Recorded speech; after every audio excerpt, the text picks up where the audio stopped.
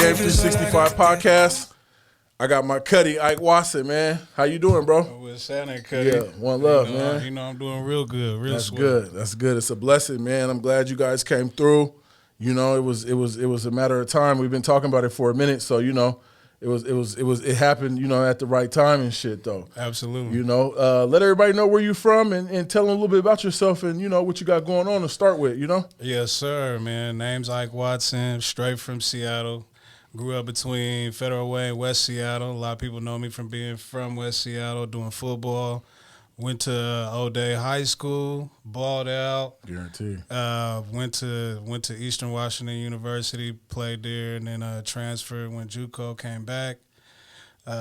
Went to Central Washington University, played there, and then from that point, once I left Central Washington, I went full force on my music career, and really went hard. I was already kind of on the entrepreneurial road as well too, doing different types of network marketing businesses and owning my own businesses.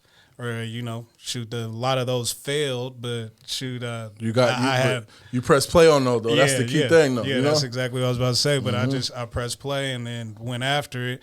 And shoot, I was actually successful while I was doing pretty good when I left college, and that was part of the reason kind of why I ended up leaving, because it was like, man, do I want to beat my body up for the rest of my life trying to play football, or do I want to talk to the owners and maybe potentially own the team type shit? Talk to me. You know, You're so talking some ball shit now, huh? Yeah, that's kind of where my mindset went though, and so I went full fledged with it, bro, and then came back, went hard, man, and just went on this journey. You know what I mean, of figuring out how to make my music business lucrative, and from there I had I worked Gang Green was me, my Cuddy Bent, Lowe's, Twan, King C, rest in peace. Rest in peace, King C. Yeah, and then also after that, I worked with my bro Aubrey, who was Astro King Phoenix, and well, first off, Gang Green, we ended up performing at Summer Jam, which was that's big for the city. Yeah, and we had, hey, shout out to a lot of people don't know this though, but too, shout out to Papa Black, because he was like the person that put us on that. Shout out Papa Black, 1K. He was just here too last week. Yeah. I'll forever show love to bro, because he always looked out as much as he could. You know what I'm saying? He's still doing that shit. You know what I mean? Yeah, for sure. Also, after that, I worked with Astro King Phoenix. A lot of people know who he was. He was in that era where it was like the Cap Hill kids was going crazy. You know, like Do Normal and a couple different people were going crazy around that time. Okay. Movement. I don't mean to cut you off, but let me start like this. How did you even start in general? So you got out of school. Are you talking about music? Yeah, because you start mentioning a lot of music related shit. So we want to know like, you know, how did you even like, how did it all start? As a kid, in high school, middle school, like where did the just love and the passion for music or the craft, you know what I'm saying? Where did you get inspired at when it came to just even starting off with music? We want to know that. We need to know that beginning history. Yeah, shoot. You know, if you ask me, I'm going to tell you, you know what I'm talking about? Yeah. But, man, actually, I got into music when I was 8 years old. I wanted to learn. I picked up teaching myself how to play the piano. Yeah. And I grew up in church, so I started playing in choir, being the pianist and the organist, you know what I'm saying? And then from that, I ended up, you know, wanting to learn how to make beats. And I made my first beat at 10 in my uncle's basement, my Uncle Shelby, my mom's twin brother. And I've been stuck since, bro. Like I made like my first produced like actual record at like 13. You know what I'm saying? And we was on some West Seattle young nigga gangster type shit. And I was just producing the shit. You know what I'm saying? Who was all on there though? You gotta get some shout outs and shit, man. Yeah, hell yeah. It was me, Cash. Yeah, what's up, Cash? You What's know up? what I'm saying? That's bro. Who else? King C, like I said already. Yeah. You know, that was the one that we had here. It was like the West Side niggas is what is it. That's my nigga King C. Hey, long live. But that was like I was like 13, 14 when we had dropped that. Man, and I just kept mashing throughout the whole time. I was making beats on my Motif ES6, bro. If some cats know what that is, that's like a straight keyboard. Like everybody know Fruity Loops and Logic and Pro Tools, all that shit. But I was on the straight analog keyboard playing everything. Oh, you was on your was on your Stevie Wonder and your Ray. You was doing your thing, like because I mean, shoot, I had taught myself how to play the piano. I used to go up to after church all the time, and I used to go up to these guys and watch them play, and had them teach me the chords that they was playing. And then after church, I'd go home on my little Yamaha, not the ES6 at that time, but I had a little Yamaha like rinky dink keyboard that used to play hot cross buttons. You know what I'm saying? And I'd go home and practice the chords that they taught me on the keyboard. Over and over so again. You was starting from the basics. You was just really climbing up and shit. Yeah, but I started that at like from 8 to 10 to, you know what I'm saying? And I just kept pushing on it from there. Is that where, you know what I'm saying, you just felt that, okay, this is me? You know, I found my love, I found my passion.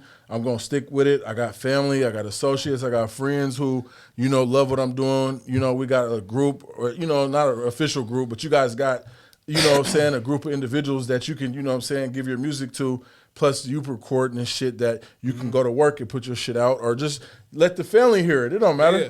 I mean, I was just trying to produce, because I loved producing, because when I had first made that beat in my uncle's basement, his partner was rapping on the beat, and I was stuck. You know, I was like, I'll do this shit all day. You know what I'm saying? I was like, he was fired too. I mean, to me, I'm a kid though. You know what I'm saying? It's a grown ass man rapping on a beat I just made. You know, I'm like, and he's like, this is fire. You know, I'm like, I got another one. And so I was stuck though. I was stuck after that, for real. That's what's up. So from there, you know, what was it that, you know what I'm saying, got you loose in the city and just, you know, you realize, okay, I got a talent. You know, there's people surrounding me, community, friends, associates that like it. Now I'm finna take the step to, you know, reach out there and try to push my shit big or start off locally. You know what I'm saying? How did that happen? That happened more, like I was saying, when I left the university, it was like, I'm about to take this shit serious and push. You know, because at that point, I was like, either I'm going to do it or nigga, I'm going to just, you know, I'm going to work a job, do whatever I got to do to be on my entrepreneurial endeavor. But either way, it's like I'm passionate about music. I might as well take that serious as a business that I can build. You know what I'm saying? Yeah. So that's why I went hard. Like my first show as a solo artist was with Big Sean Herndon. He was a big cat. He used to sing all the time. He was a big cat, though. He used to sing, and he used to work with the Good Sin as his brother. He used to work with Space, all those guys. Okay, yeah. So he had put me on his show, and I was actually rapping a verse on his show. Oh, so that got you in the door right there. I mean, at least within the city, it was like Casey Carter's like showcase. Oh, okay. So, and that was like over 10 years ago, bro. Like how long ago that was. Yeah. And that kind of got my face in the city a little bit, and I started networking with everybody from there. So once you got your, you know what I'm saying, name known, the city, everything's popping, what is like your goal in the next level? Was it just like, okay, now let me purposely put my beats and email them, reach out to, you know, artists that's popping, or you found somebody to build with from the ground up? Like, where is it that you found your sound and found who you can work with to, you know, carve your name in the industry, you know what I'm saying, whether it's, you know, Pacific Northwest music and just the industry in whole, you know? Man, the person that helped me carve my name in the industry, I would say, was actually, I wouldn't even say it was necessarily an artist. It was me. Well, yeah, I could say Macintosh was like, he was a big reason. Shout out Macintosh, yeah. But prior to that, I was already taking trips to LA. Oh, okay. And, you know, meeting with different labels and all that. And that was based off of my own personal doing and networking with and having my own stuff put out, which led me to getting offered a publishing deal through Primary Wave. Okay. And so they liked what I was doing as far as songwriting goes. So, and productions, because everything that I had showed them, I produced and I wrote myself. Oh, okay. So they was like, that's crazy. And then they started putting me in different rooms. So you had double talent, you know what I'm saying? Yeah. Okay, so once you got to L.A. and shit, how were they looking at the fact that this is the Seattle kid or, you know what I'm saying, Seattle man that, you know, has his sound that's based up out of, you know, the Northwest, but it's, you know, something that the world can listen to and we can find an artist or we can, you know what I'm saying, push this shit out, you know what I'm saying, to just the industry as a whole? Well, man, okay. The industry is based off of relationships. Okay. You feel me? So, like, the person that I had got connected to that even helped me get a deal on the table was from Seattle. Oh, okay. And it was actually just me networking and meeting different people and shaking hands and meeting friends and one of the cats that I actually ended up working with at AT&T at the time, his sister was an A&R for Primary Wave. Oh, so explain Primary Wave. I don't mean to cut you off, but explain Primary Wave because a lot of people, they're not even hip to that. So is that just a major distribution for the Northwest or for the West Coast or for the whole United States? Or what? They're right in LA. They had at the time they had writers like CeeLo Green. Man, I'm trying to think who else. They had did things with Ty Dolla $ign and a couple of like smaller scale writers as well too. Okay. So like they're based right in LA. They got a big building that's like right outside of Bel Air. Oh, okay. Okay. We just wanted to get understanding because, you know, people hear the name and unless they Google it, you know what I'm saying, they ain't going to know what the fuck Primary Wave is. It's a publishing company. Okay. Period, point blank. Yeah, it's just a publishing company. So they don't necessarily like, they're not the big labels that, you know, you get a straight record deal from. But you can get yourself a publishing deal, and like the deal that I got offered wasn't nothing crazy. It was like 50 bands. Yeah. You know what I'm saying? So it wasn't crazy, but it was an opportunity to get my foot in the door. And then I also had another opportunity as well too that got me in more rooms as well too with my little cousin who's Kid Culture. Oh, okay. And he ended up doing some crazy things as well too. He's Grammy nominated. Shout out Kid Culture. Yeah, and so that was a big reason why I ended up getting into other rooms as well too. But I'm also, you know, my family is also in the industry as well too. Yeah. And before I had even, you know, got out to LA and all that, I was doing street team promotion too. So like I've just been hustling in the industry for a minute. You know what I'm saying? Yeah, getting to the bag. So like I did street team promotion for MMG. And I did 2 different albums for Wale, and then I did one of Meek's albums too. Oh, okay. One of his Dreams and Nightmares. Yeah. How did that go? How was the relationship? Was you dealing with him directly or just dealing from, you know, top to bottom? How did that work out? Nah, I was dealing.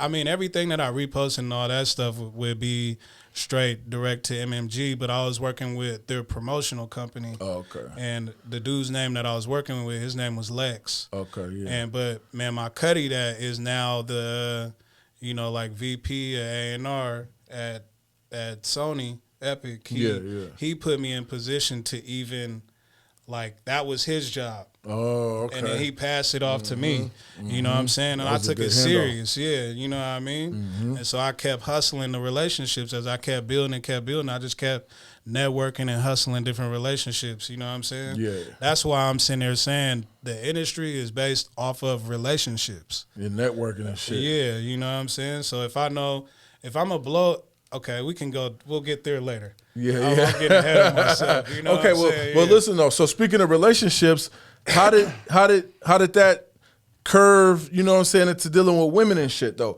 Because now that, you know what I'm saying, you got something going on, you know, you got, you know what I'm saying, something, you know, you got a career, you got, you know, some motion, you got some rhythm, and I don't know what stage of social media that you got into the game on, but now here come the bitches, here come the groupies, here come the opportunities for women to say, I know you, I like you, I haven't met you, how can I be a part of your life? And you're going to get that. So how did you deal with that, bro? Well, I mean, I've always been focused, bro. Yeah. Like I've never. Okay, my level of focus might be different than most people's, bro. Yeah. Like I chose as a kid to go to O'Day. Yeah. Because I wanted to play football. Yeah. And that's like 12 years old, bro. You said, I'm going. Yeah. I got 4 years. What was it, 3-4 years? Yeah, you know what I'm saying? I'm like, I'm about to ball out. And what I'm trying to do is make music. You feel me? And I'm about to go here because I know I had the choice to go to Rainier Beach, West Seattle, or O'Day once I got accepted to O'Day. Yeah. And it was like, well, you niggas lose to them every single year, so I'm gonna go there. You know what I mean? That's how I felt. So it was like funny. it was simple. It was a simple choice, but I was focused on winning, though. You know what I'm saying?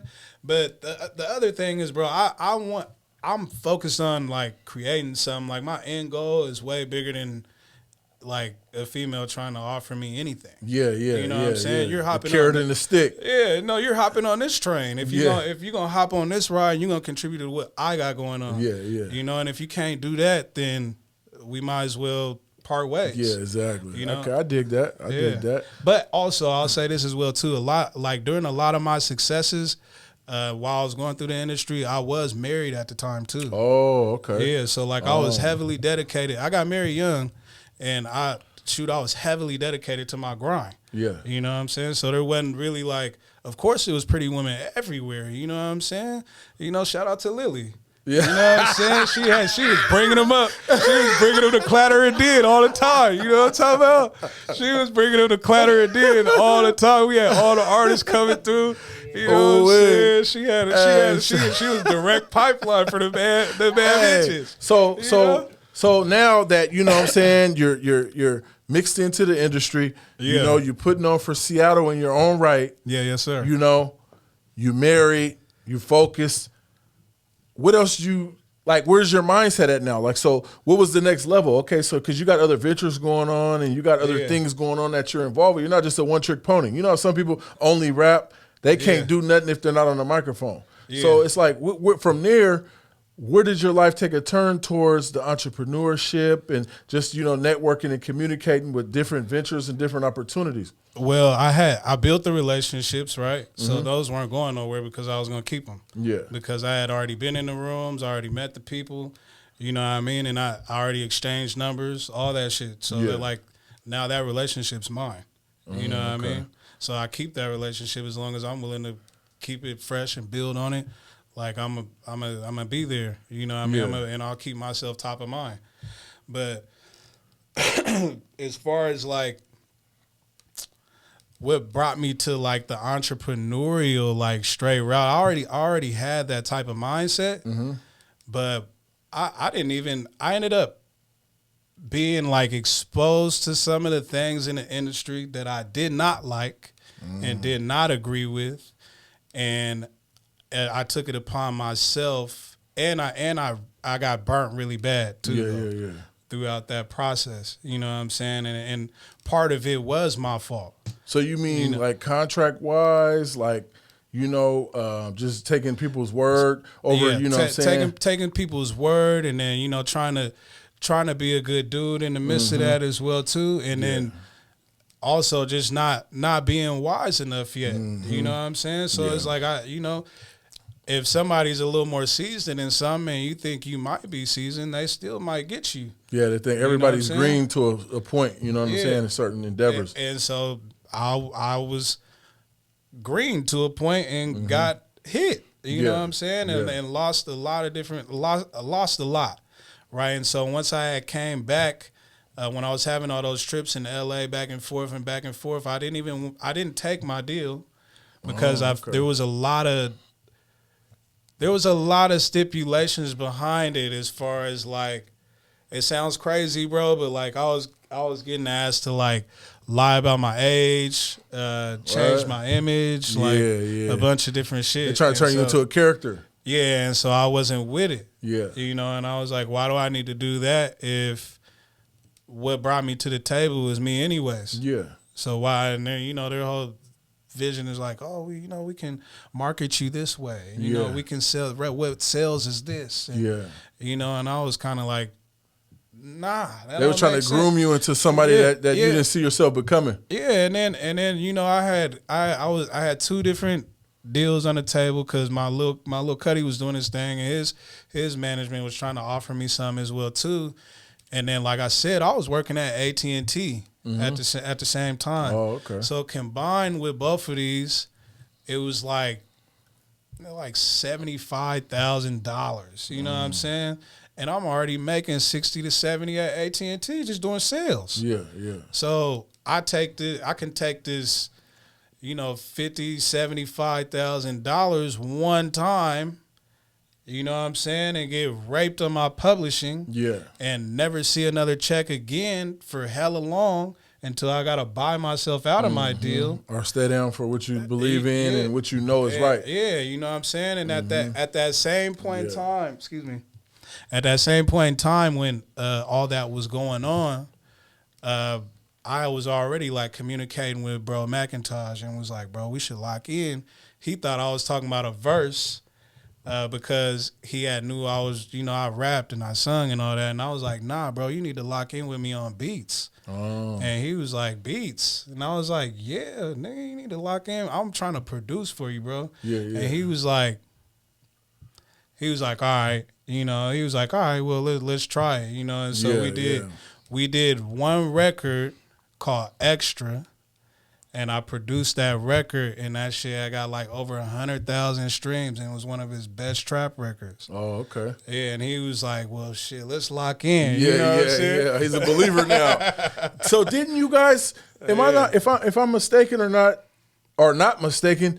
Did you guys have a video that Tory Lanez and them guys stole from you guys? Hell yeah. Because I remember the controversy all over the internet and shit. It went viral about it. Yeah, that happened. Yeah, bro. I thought I was tripping. Nah, that happened. So can you, I mean, if you want to, I don't know if the situation's over with or not. How did that work out, bro? Man, so, bro, we had made Hood Burger. Yeah, right. Okay, so now I understand what I'm talking about. Okay, yeah. We made Hood Burger, which was hitting, right? You know, and then our videographers actually had a relationship with Tory Lanez videographers, right? And so somehow, you know, through somebody conversation, whispered in somebody's ears, you know like, what I'm saying? Then, you can do it better. And then bro came out with Boink Boink, which was like a complete rip of the video and the beat and all of that. You know what I'm saying? But I had talked to like entertainment attorneys and all that. And there was like, you know, if it doesn't sound at least like 80% your beat, then it's kind of hard to have a case. Yeah. You know what I'm saying? So it was like, and I know this personally because like, you know, I'll get sent, because I done chase placements and all that as well too. Yeah. A lot of radio hits sound the same, you know what I'm saying? Yeah. And it's because they'll be like, these are the references that we want you to use. You know what I'm saying? But you got to still have your little twist to it so you don't end up in that situation where somebody could sue you. You know what I mean? Yeah. So I got referenced, you know what I'm saying? And they did a good job. Yeah, yeah. And so it's kind of hard. Only thing that we really did was end up just taking that and making the publicity play off of it and running with it. You know what I mean? So was the video similar? Hella similar. Because I know you guys, I thought the video, I was like, God damn, is these niggas, what's going on here? The video was hella similar. It was like, what we were doing was like the Good Burger vibe. Yeah. Like Kenan and Kel and all that. Yeah. And they did exactly the same thing. And that's where I learned that, you know, there was a controversy behind that whole situation. Yeah. It wasn't even the song, it was the video. When I learned about, you know, the whole situation and shit. Yeah, it was just like the creative aspect of it was completely ripped. Yeah. And like we sat there and bro, that video took like 4 days to make, you know what I'm saying? Like we went out to East Side and We had a whole treatment set up, everything, props set up. We did the whole 9, you know what I'm saying? Yeah. And bro thought it was a great idea, and he did the same thing. Yeah. That's it. Free Tory Lanez, man. I don't know nothing about the politics of the situation, man, but I don't wish nobody in jail. I don't give a fuck. Yeah, free bro, man. Hey, so what else you got going on, bro? You know, we need to know, like, so you got your merch right here. You know, you got your weed brand. Yeah. So look, this is what I actually do. I work for Infused. But before we even get into that, right now I'm wearing my clothing line. This is Royal. Rich Nobody is my brand. My company that I operate, real estate, everything is under Rich Nobody. That's like my halo company. Yeah, you know what I'm saying? Yeah. And Methods right here, what you guys see right here is my Cuddies joint. I'm helping him with marketing and sales. Facts. You know, but this is all his brand, and I'm just helping push, you know what I mean? But this is fire, straight streetwear brand, you know what I mean?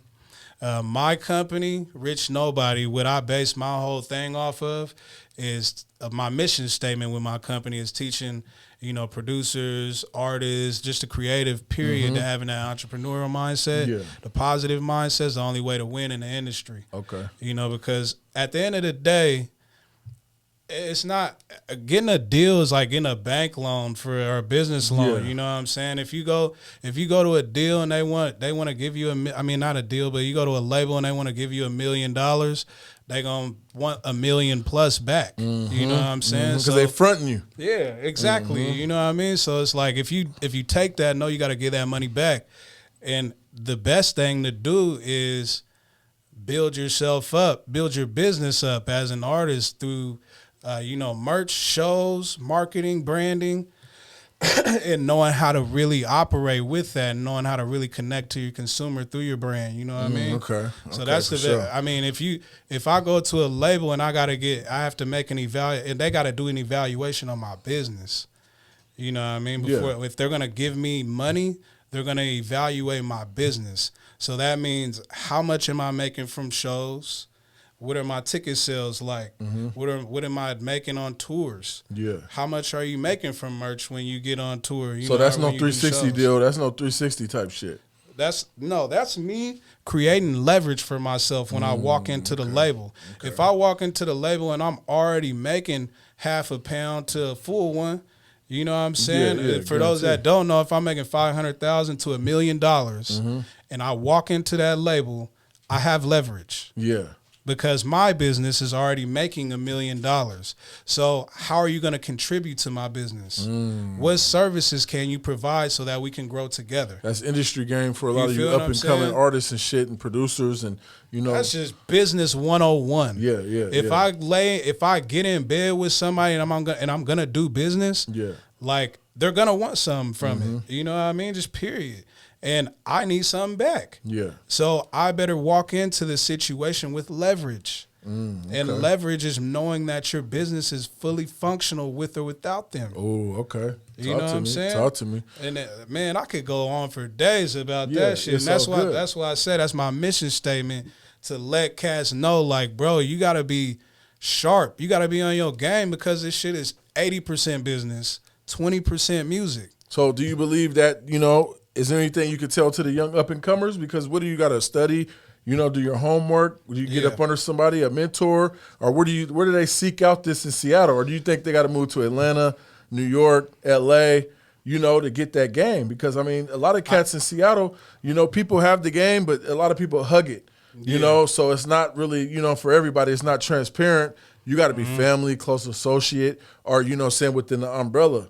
But how can I would say, there's different outlets that you can go to. There's always different, there's industry mixers that you can go to. But, man, get on YouTube. YouTube University. YouTube University. But then the best thing I could tell you is understand how to grow a business.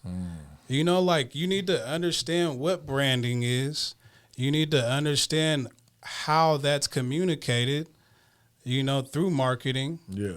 And then you need to understand how you're going to drive sales. Yeah, for sure. So it's like marketing, branding, sales. Yeah. And then if you have a full grasp on those things and you can really educate yourself on those things, you can win, period. It doesn't matter if it's a toothpaste business. You can apply it to anything because everything's a product. Mm-hmm. Like I have a beat website. I lease beats. Tell us about that. Is there a .com or what? Yeah, iwpmusic.com. So can they lease? Can they purchase outright? How does that work? I don't really. Okay, so some people might disagree with me.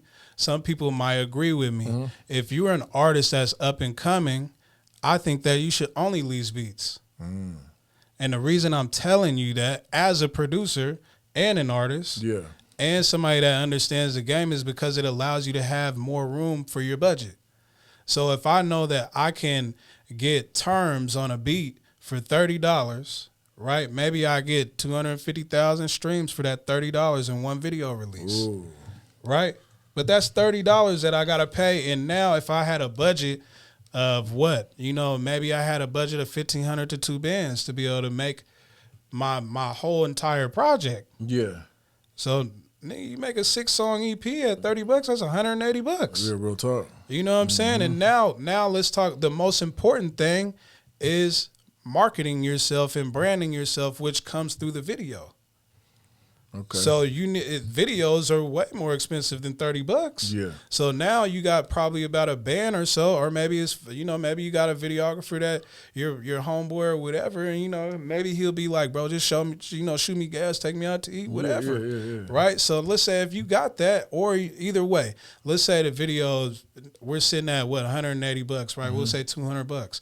Now I spend $600 or I spend $800. Let's just say $800 on my video, right? Mm-hmm. Now I have $1,000 towards my marketing budget.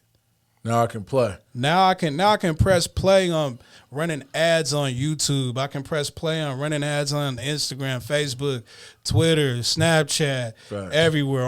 Or I can press play on having promotional outlets like hopping on podcasts, getting on playlists. Mm-hmm. Like you gotta think smart. You know what I'm saying? Smart. So why am I don't understand why I don't understand why people will say I want a custom beat and you're gonna go spend $800,000 on a custom beat.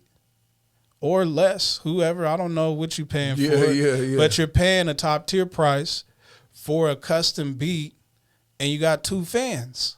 Yeah. Like, what does that makes no sense. Yeah. So bro. I might as well spend the money on pushing myself out to the world so people know who I am. I know I'm going long. No. But we want to, before we go out, last question, man, we want to talk about this though, because this is big right here. Yeah. So I work with Infused, and those that don't know who Infused is, everybody knows who Cookies is. Everybody knows Cookies is like the biggest cannabis brand that is known in the world, right?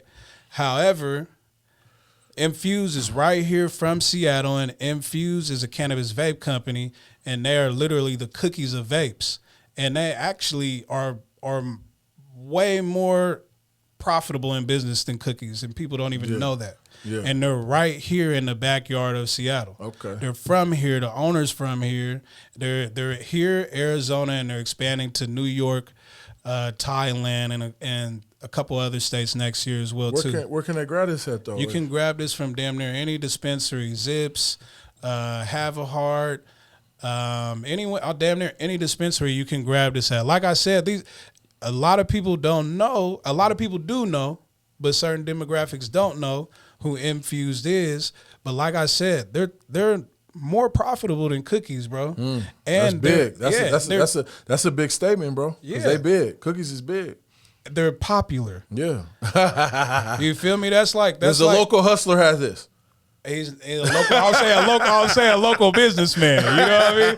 But you got to go to the dispensary to get that. But what I do for Infuse is I do all events and social media influencer marketing. Okay. And I help with their apparel line as well too, with doing inventory management and help getting that shit out there, pushing through sales and digital marketing. Okay. So that's like, what's up, bro. Yeah, that's exactly what I do at Infuse, man. You guys should know everything about them. Top 30 cannabis company in the world. Yeah, especially if you're, saying cannabis friendly and you like weed, you like tree, whatever you want to call it. You know what I'm saying? Tap in with Infuse, man. Oh, hey, and let's show them the shirt right quick so they can see. Because like I said, we got apparel. You guys done watch me throw out 3 different apparel lines: my own, my Cuddies, and the cannabis brand. Look, come on, show them what that is, man. Yeah, look, hold up, Flip. What it say? What it say? Dare to keep you off what? Dare to keep you off mids. Yeah, come on. Yeah, I appreciate you coming through, family. Yeah. One love, man. Yeah, likewise, man. Yeah, guaranteed, man. This is the Game 365 podcast, man. We've got Ike Watson in the building. Yes, sir. Hey, you guys can find me on IG everywhere, IWP Music, TikTok, all of that. And also, if you click the link in my Instagram, I also have a section where you can click on my link tree and you can book sessions for consultation and all of that. Peace. I've